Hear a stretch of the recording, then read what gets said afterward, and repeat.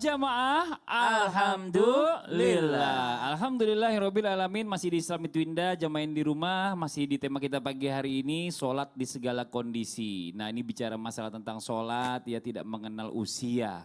Berikut ini ada sebuah tayangan ya, tentang nenek-nenek yang tetap sholat walau badannya sudah lemah. Ini dia tayangannya. Alangkah indahnya hidup ini, andai dapat ku kejuk tanganmu, moga mengalir keberkatan dalam diriku untuk mengikut jejak langkahmu. Ya Rasulullah, ya Habiballah. Ya Allah, ngelihatnya sedih banget ya. Saya mendapati orang tua saya ya, Allah yarham ibu saya almarhumah, itu sampai dia tuh sholat itu nggak bisa berdiri. Sampai dengan akhir hayatnya itu sholat itu duduk terus itu. Dia udah melakukan itu kurang lebih sekitar hampir 10 tahun. Ini Masya Allah nih, bicara masalah tentang orang tua ya. Walaupun umurnya sudah senja ya udah mulai sepuh, tapi tetap yang namanya sholat dia itu nggak mau ketinggalan. Nah tapi bagaimana hukumnya berbicara masalah tentang orang yang sudah tua ini, yang sudah mulai pikun, yang lupa juga mungkin dengan gerakan sholat, mungkin bahkan ada juga yang lupa dengan bacaan sholatnya. Apakah ini harus tetap sholat atau ya kita yang sebagai anak yang harus mencontohkan nih, atau mungkin kita yang membayarkan kodoknya saja. Kita minta jawabannya dari guru kita Ustadz Syam. Mohon izin, silakan Ustadz Syam. Bismillahirrahmanirrahim. Tabi guruku kembali Ustadz Maulana, Ustadz Bani, Ustadz Mas Fadli yang dimuliakan Allah Subhanahu wa taala, dan seluruh guru-guru kami yang sedang menyaksikan Islam itu Indah, serta seluruh orang-orang yang dimuliakan Allah yang mungkin saat ini sedang Allah uji dengan orang tua yang pikun gitu. Orang tua yang mungkin lupa untuk melaksanakan sholat. Bahkan kalau sholat ada juga yang baru habis sholat dikatakan mau sholat lagi. Diingatkan untuk sholat dibilangnya udah padahal belum gitu ya. Orang tua yang sudah kehilangan akalnya. Maka kembali lagi yang wajib sholat adalah yang mukallaf. Mukallaf sudah dibebankan. Salah satu syarat mukallaf adalah berakal gitu. Jadi dalam keadaan kondisi apapun, orang yang sakit gitu, tubuhnya sakit, raganya sakit, dalam kondisi apapun, kalau dia masih berakal, maka tetap wajib untuk melaksanakan sholat. Dalam kondisi apapun badannya. Tapi sebugar apapun, kalau akalnya yang sakit, maka dia hilang daripada kewajiban sebagai mukallaf. Karena akalnya yang sakit, pikun, sehat badannya, tapi akalnya yang sakit. Apakah dia mukallaf? Dia tidak mukallaf lagi. Dia tidak wajib lagi untuk melaksanakan sholat karena akalnya yang bermasalah. Sedangkan orang yang mukallaf adalah orang yang sehat akalnya. Yaitu orang yang dibebankan kewajiban untuk ibadah adalah orang yang sehat akalnya. Pikun, sudah dicabut kemampuan akalnya. Maka wajibnya bagaimana? Dia tidak lagi wajib melaksanakan sholat. Biarlah dia hanya mengingat apa yang dia ingat. Dia sedang dimuliakan oleh Allah Subhanahu wa taala. Jangan dicela, jangan dipaksa untuk sholat. Datang anaknya mencontohkan. Itu bagian daripada bentuk bakti seorang anak kepada orang tua. Datang dia sholat dekat orang tuanya. Orang tuanya tidak mau sholat karena udah pikun. Itu tidak wajib baginya karena dia sudah tidak mukallaf. Haruskah mengkodoknya? Tidak juga mengkodok. Kalau ada sembuhnya, kalau dia nanti sembuh mengkodok. Tapi ternyata pas sembuh nggak ingat juga. Pas sembuh nggak ingat juga. Atau malah tambah parah penyakitnya. Nah maka dia adalah orang yang dimuliakan Allah karena diangkat akalnya. Maka dia tidak mukallaf lagi. Maka dia tidak wajib lagi untuk melaksanakan ibadah sholat. Bagaimana mau sholat? Cara wudhu aja udah lupa. Jangankan cara wudhu, nama anak-anaknya aja lupa. Anaknya datang, kamu siapa? Kamu siapa? Kamu siapa? Yang dia ingat hanya Allah Subhanahu wa taala, berarti dia sedang dimuliakan oleh Allah Subhanahu wa taala dengan makam yang tertinggi. Kenapa? Karena dia dibiarkan lupa dengan masalahnya, dia lupa dengan dendamnya, dia lupa dengan ini, dia lupa dengan ini, maka yang hanya dia ingat adalah Allah Subhanahu wa taala. Dia tidak mukallaf lagi, berarti tidak wajib lagi untuk melaksanakan ibadah salat. Sebaliknya, ada orang yang dalam kondisi tubuh atau raganya bermasalah, misalnya maaf cacat, atau misalnya maaf habis kecelakaan, misalnya ini nggak bisa bergerak, tapi akalnya masih berfungsi, maka dia tetap wajib untuk melaksanakan ibadah sholat semampunya. Kalau orang yang berakal ke dalam kondisi raga bagaimanapun, tubuh apapun, dia tetap seorang mukallaf yang wajib melaksanakan sholat. Sebaliknya, dalam keadaan sehat apapun, bugar apapun, tapi dia tidak berakal atau diangkat, dicabut kemampuan berakalnya oleh Allah Subhanahu wa taala seperti pikun, maka dia tidak lagi menjadi seorang mukallaf atau yang wajib sholat. Masya Allah. Jadi intinya adalah akal ini yang Akal menentukan. itu, karena yang wajib sholat itu kewajiban berakal. itu. Iya. Kewajiban itu karena akalnya sehat, Iya. fisiknya nggak sehat, tetap wajib. Tetap wajib. Akalnya nggak sehat, fisiknya sehat, itu tidak wajib. Tidak wajib. Ini Masya Allah. Jadi gampang aja kita ambil kesimpulannya gitu ya. Iya. Jazakallah khairan Sama-sama, kasiran. Mas Makasih Fadli. banyak Ustaz Syam atas ilmunya. Nah sekarang nih, ini adalah satu contoh, mungkin pengalaman banyak ya. Mungkin bukan cuma jamaah Islam itu indah, mungkin yang di studio ini juga pernah mengalami nih. Bicara masalah tentang telat sholat subuh karena belum mandi junub. Ini ada tayangannya nih. Weh, Mas Tri, Apa? sampean iki ngopo kok pirang-pirang dino ini kerep tenan telat subuh? Ono apa sakjane iki? Weh lah yo aku kan wis wong di bojo, yo biasa tau mandi junub se. Lah nek kowe mono jumbluk karatan Walah. payu-payu. Ngawur kowe iki. Nah ini adalah satu contoh ya, maksudnya perbincangan mungkin perbincangan ringan. Tapi ini nggak main-main, hampir semua laki-laki ini atau mungkin juga perempuan pernah mengalaminya. Apa sih ya kan, sholat subuh yang ketinggalan atau kesiangan karena belum mandi junub gitu ya kan. Nah ini masalahnya juga kadang-kadang nih kita sekarang pas giliran udah bangun bingung nih, pas bangun-bangun jam 7. Ini gimana dulu nih, mandi dulu ya atau wudhu dulu langsung sholat subuh. Tapi kan belum mandi junub, nah bagaimana nih? Apakah udah deh, ntar aja deh kodo aja deh karena udah habis waktu juga. Minta penjelasannya sama guru kita Ustadz Bani, silakan Ustadz Bani. Tafadhol Ustadz. Bismillahirrahmanirrahim. Assalamualaikum warahmatullahi wabarakatuh. Waalaikumsalam warahmatullahi wabarakatuh. Masya Allah, luar biasa ya. Dalam segala kondisi kita tetap diperintahkan untuk menunaikan sholat kepada Allah Subhanahu wa Ta'ala. Pernah Rasul Sallallahu Alaihi Wasallam juga Allah buat tertidur. Begitu terbangun, matahari sudah keluar. Maka apa yang dilakukan? Rasul Sallallahu Alaihi Wasallam memerintahkan kepada para sahabat untuk segera menunaikan sholat subuh. Ya.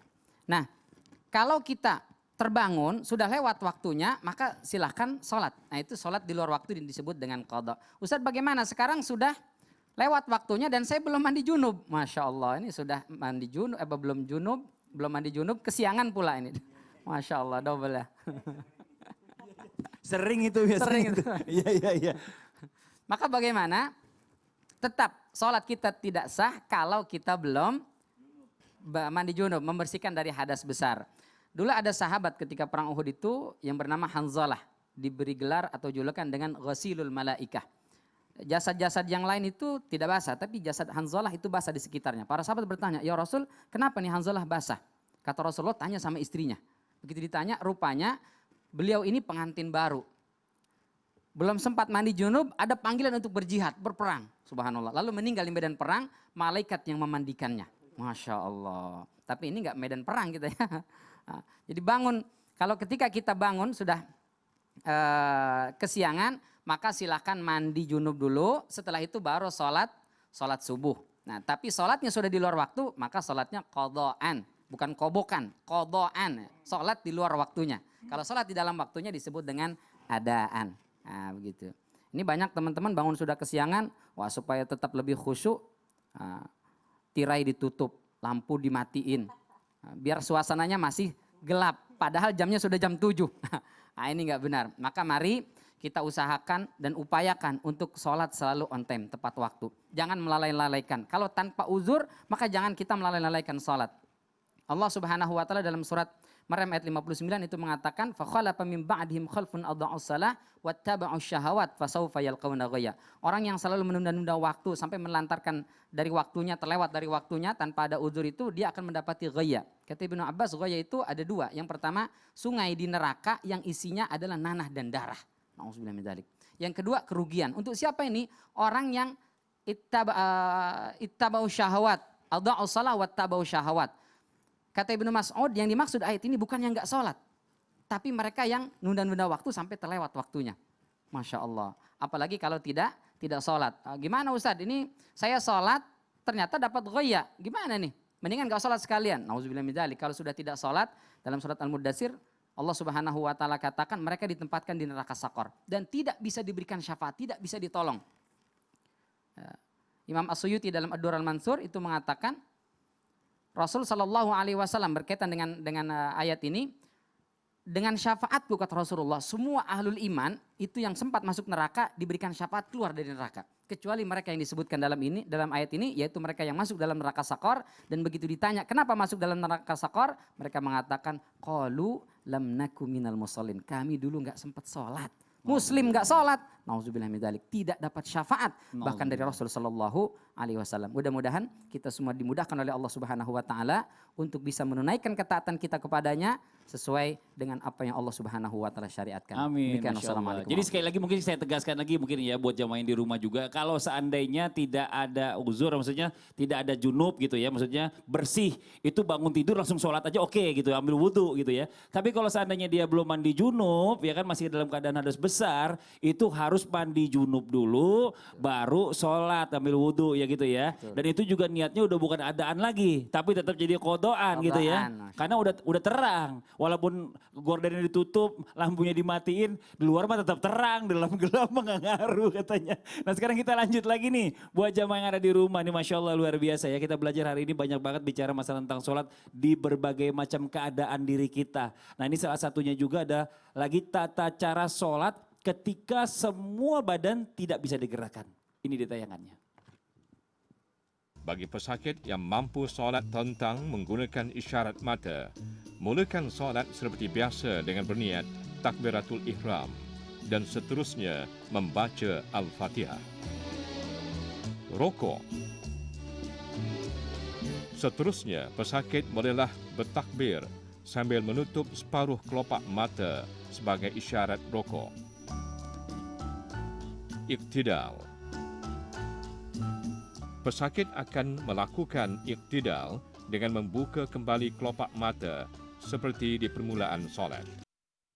Ya ini pelajaran lagi buat kita ya. Kadang-kadang kita bicara masalah tentang sakit ini macam-macam bentuknya. Ada yang mungkin kakinya sakit, sholatnya boleh duduk. Ada yang mungkin ada yang bisa sambil tiduran. Tapi kalau seandainya sudah tidak bisa gerakan sama sekali, ini hanya dengan isyarat mata. Mungkin bisa langsung dicontohkan bagaimana nih Ustaz sebenarnya sholatnya nih. Mohon izin silakan. Saya langsung praktek saja.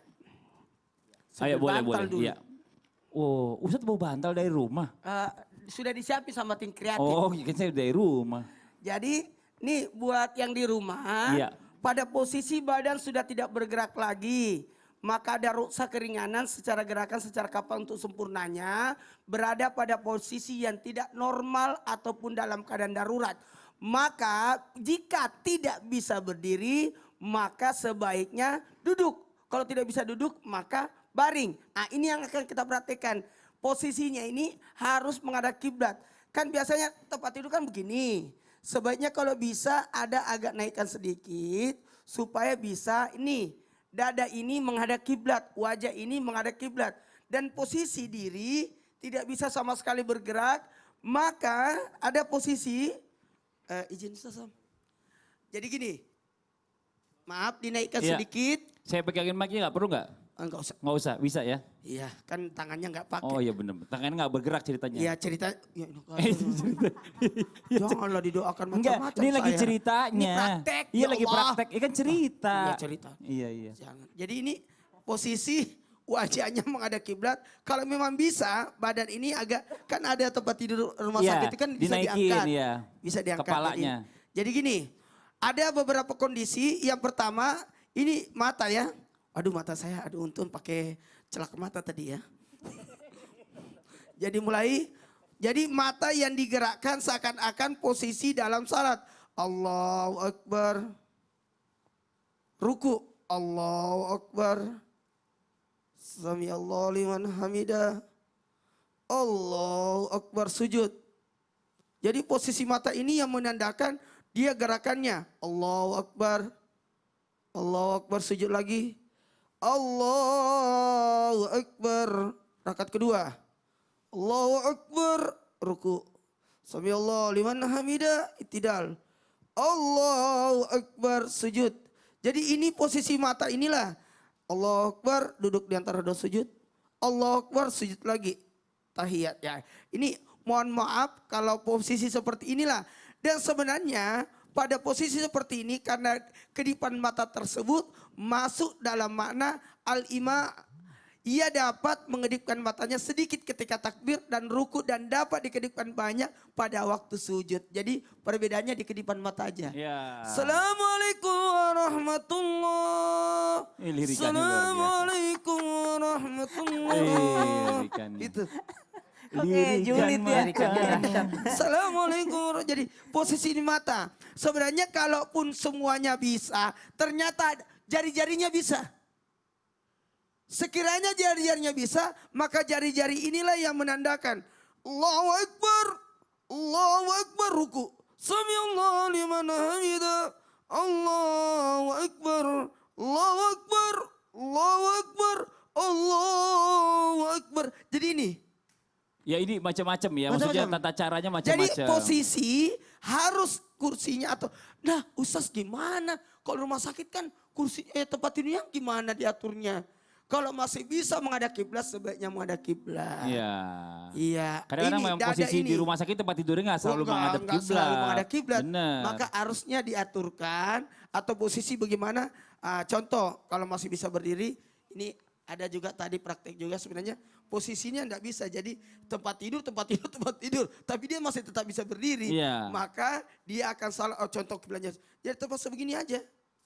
Rukunya. Jadi posisi ini yang tidak memungkinkan. Ya. Iya, jadi ini banyak teknik sebenarnya. Artinya begitu pentingnya sholat. Masya Orang Allah. yang tidak bergerak badannya sekalipun tetap harus sholat. Iya, ini dia ya bicara masalah tentang kewajiban sholat. Jadi selama Iya. masih akalnya hidup gitu Iya. ya. Akalnya mengerti, paham. Iya. Ada kewajiban sholat. Ada Dengan cara kewajiban yang sholat. diberikan sama Allah ini kemudahan banyak banget buat kita semua. Nah sekarang kita lanjut lagi nih. Nah, ini buat Ustadz Bani nih ya. Ini suka dilema nih terutama buat pengantin baru nih. Yang baru akad nikah. Masya Terutama kalau Allah. lagi buat para wanita yang suka Ustaz bulan dilema depan nih. ya? Ya. Ini Iya. Ustadz Maulana ini contohnya. Ustaz depan, Ustaz bulan depan. Ya Allah amin. Amin. Jadi gini, kalau misalnya perempuan tuh kan kalau mau akad nikah itu kadang-kadang udah dandan dulu, make up dulu. Wah segala macam ya di segala macam cantik lah pokoknya gitu. Nah pada saat udah make up gitu kan mereka kan udah habis nih waktunya sholat kan. Maksudnya udah sholat sebelumnya. Pas giliran siangnya kan suka lewat tuh ya kan. Nah ini bagaimana nih bisa nggak dijamak atau mungkin dikodok sholatnya? Bagaimana baiknya? Mohon izin penjelasannya. Mohon izin Ustadz. Ya. Bismillah, wassalatu wassalamu ala rasulillah wa ala alihi wa ashabihi wa mawalah la hawla wa la quwata illa billah. Hadirin dimanapun berada, agama kita ini begitu luar biasa. Ada kaidah yang mengatakan idza daqal amru ittasa'a wa idza ittasa'a daqa. Dalam masalah agama, hukum asal itu bisa berubah. Kalau kondisi sedang sempit, maka hukum menjadi longgar. Tapi ketika kondisi longgar, hukum menjadi sempit.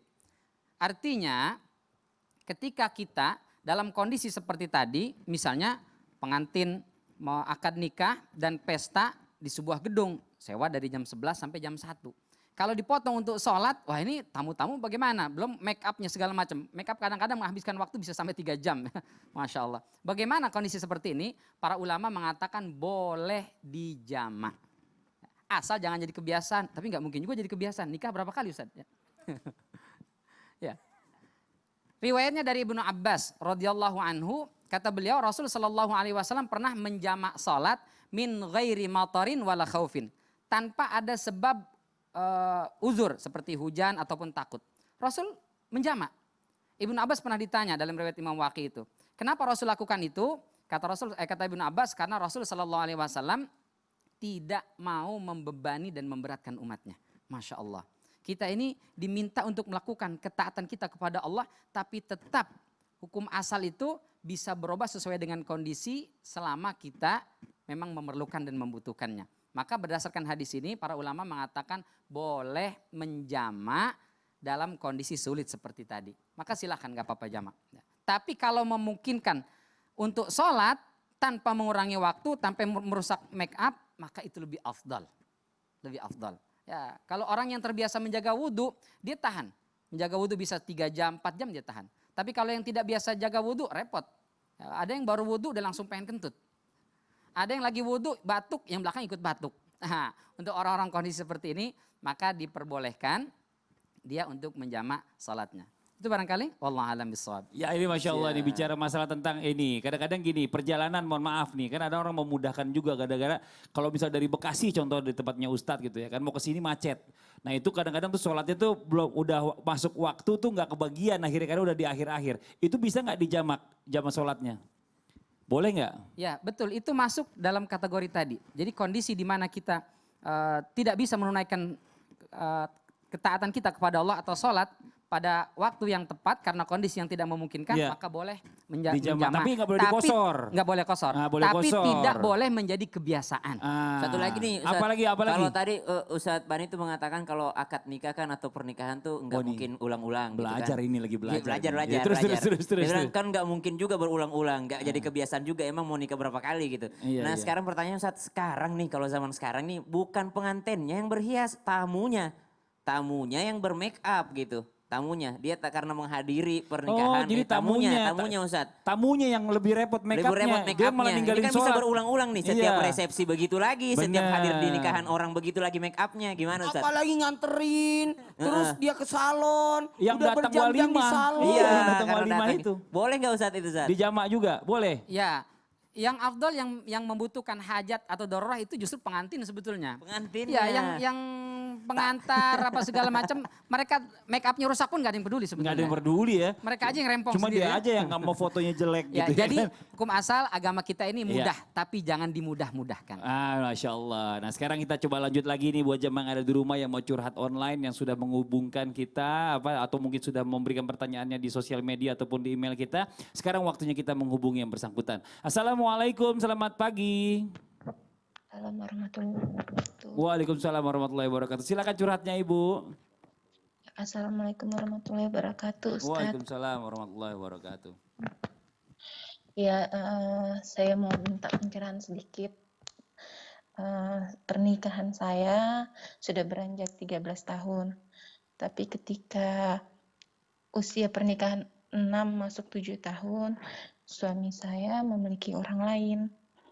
Nah, akhirnya pada saat itu saya cekcok dengan dia, ribut. Kami pisah. Setelah kami pisah 1,5 tahun ya. Dalam perpisahan itu dia selalu minta untuk rujuk.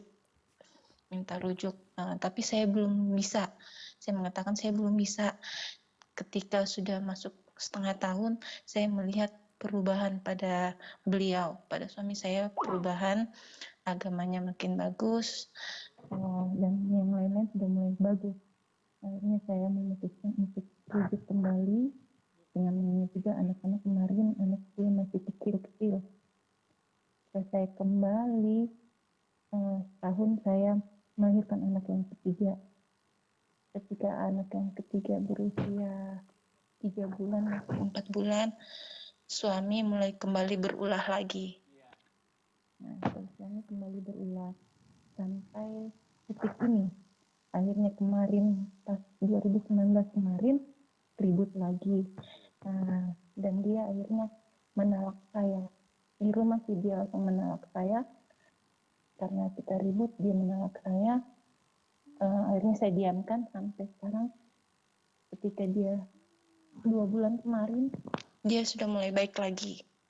Ketika habis mengantar anaknya ke pondok, anak pertama saya ke pondok, dia mulai baik lagi. Tapi saya mengatakan, saya minta maaf, saya sudah tidak bisa, saya sudah bernamai dengan hati saya, dengan perasaan saya tidak mau tersakiti lagi. Oke. Jadi Ya, saya mau bagaimana? tanya, Ya. apa saya salah saya mengatakan begitu? Karena kan dia juga sudah menalak saya kan. Oke, Mbak, ya saya paham ya Mbaknya ini kan sudah menikah hampir kurang lebih 13 tahun ya. Walaupun dalam pernikahan itu di usia 6 tahun pernikahan suami selingkuh ya kan. Setelah itu Mbak kembali lagi rujuk. Tapi pada saat rujuk itu suami Iya. kembali lagi selingkuh. Sehingga pisah lagi dan sekarang minta ajak rujuk lagi. Dan Mbaknya ini boleh dibilang tadi udahlah saya cukup lah. Saya nggak mau sakit hati lagi. Mendingan nggak usah ditolak aja gitu kan. Nah ini bagaimana hukumnya? Mbak ini jangan dimatiin dulu teleponnya. Buat jamaah yang ada di rumah juga jangan kemana-mana. Ya kita akan mendengarkannya jawabannya setelah yang berikut ini. Tetap di Islam itu Indah. Jamaah, oh jamaah, alhamdulillah.